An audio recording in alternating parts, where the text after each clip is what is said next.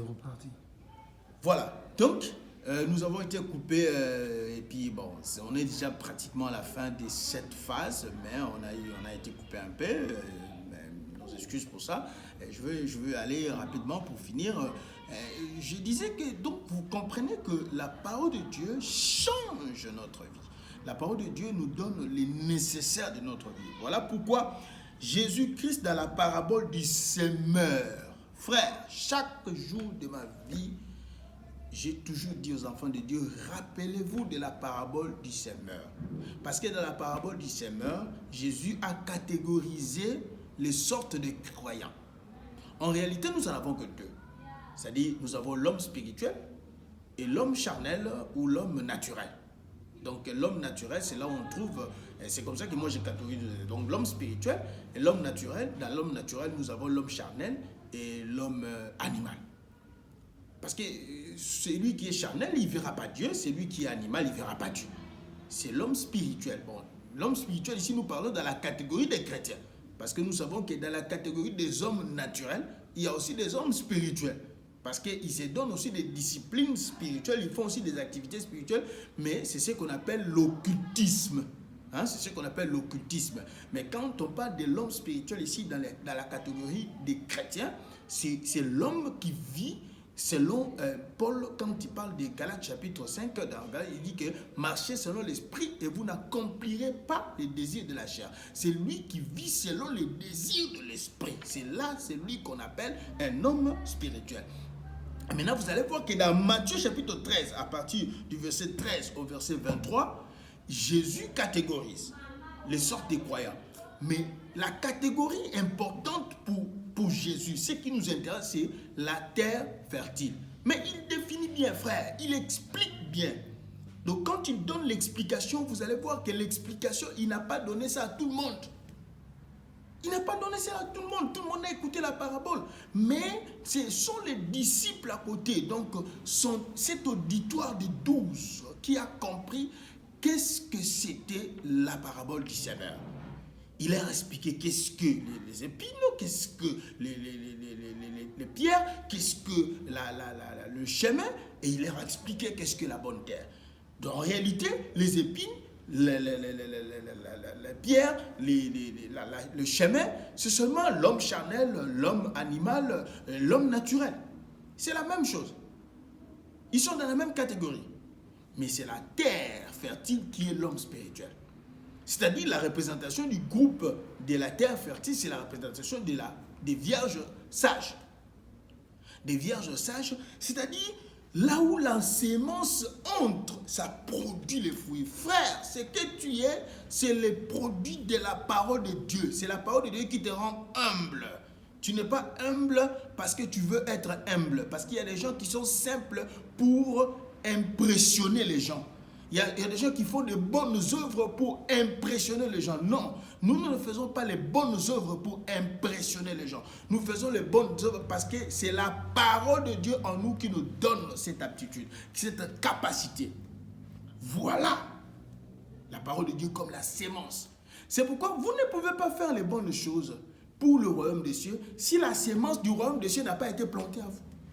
Et cette sémence du royaume des cieux plantée à vous, c'est à travers quoi? Romains chapitre 10. Car la foi vient de ce qu'on entend, et ce qu'on entend vient de la parole de Dieu. Et la parole de Dieu, c'est qui? C'est Éphésiens chapitre 4, 7 à 15. Le ministre de Dieu qui agisse comme Christ. Christ, c'est qui? C'est le véritable Dieu vivant qui est venu à travers la loi dans Moïse avec le tabernacle. Il est venu dans la chair.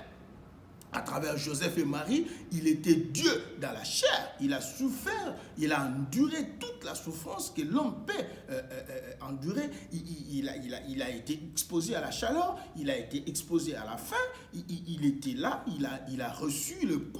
La Bible dit qu'à Gethsémani, il a pleuré, il a crié, il a été émotionné parce qu'il s'est rendu compte que la coupe qu'il va boire, c'était vraiment terrible. La Bible dit que sa sueur s'est transformée en grumeaux de sang.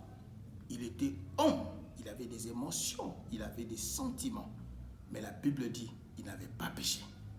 Il n'avait jamais péché. C'était l'homme dont Paul parle dans 1 Corinthiens chapitre 15, le second Adam. avec lesquels Dieu était en train de recréer l'humanité. Parce qu'avec le premier Adam, quand la femme est apparue, qui était la faiblesse de l'homme, l'homme a péché, il est tombé. Mais avec le second Adam, quand la femme est sortie, la femme est devenue inébranlable. C'est l'Église. Comment l'Église peut-elle tomber? Il n'y a pas quelqu'un qui a le pouvoir de couler. La Bible dit que sur toi, Pierre, je bâtirai mon Église et les portes de l'enfer ne prévaudront point sur elle. L'Église, c'est la parole de Dieu. C'est le reflet du Christ.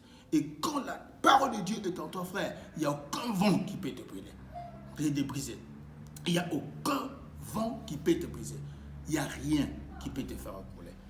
Donc, nous comprenons que c'est la parole de Dieu qui est notre base. C'est pourquoi nous disons toujours aux enfants de Dieu, prenez votre temps à lire la parole.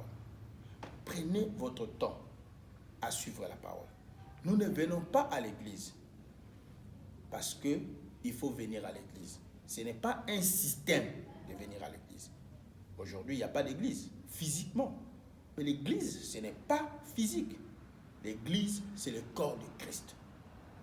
L'église, c'est le corps de Christ invisible quant à la chair. Mais en esprit, ce corps-là existe. Ce corps-là existe. Il a dit tel qu'il est, c'est tel que nous serons. Aujourd'hui, nous pouvons comprendre qui sont les lampes qui ne sont pas des lampes. Aujourd'hui, nous pouvons voir ceux qui prient seulement parce qu'on a dit prier, ou parce qu'on a dit jeûner, ou parce qu'on a dit chanter. Aujourd'hui, nous pouvons le comprendre. Mais c'est seulement le début de la douleur d'enfantement. C'est seulement le début. Donc, nous voulons dire que la parole de Dieu doit faire partie de notre vie, doit être le centre de notre vie. Nous bénissons le Seigneur pour cette séance, nous bénissons le Seigneur pour cette phase. Nous sommes en train de parler des choses que nous avons toujours l'habitude de parler, mais qui constituent le nécessaire pour notre vie, parce que nous avons toujours dit que ce n'est pas parce qu'hier on a mangé du pain qu'aujourd'hui on n'a pas besoin de manger du pain.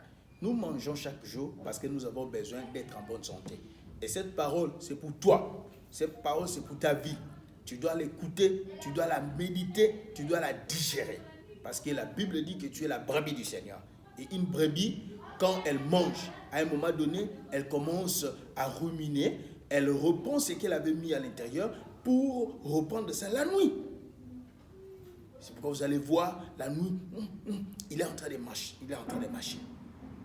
Et Dieu veut que la parole de Dieu soit au centre de ta vie. Nous bénissons le Seigneur.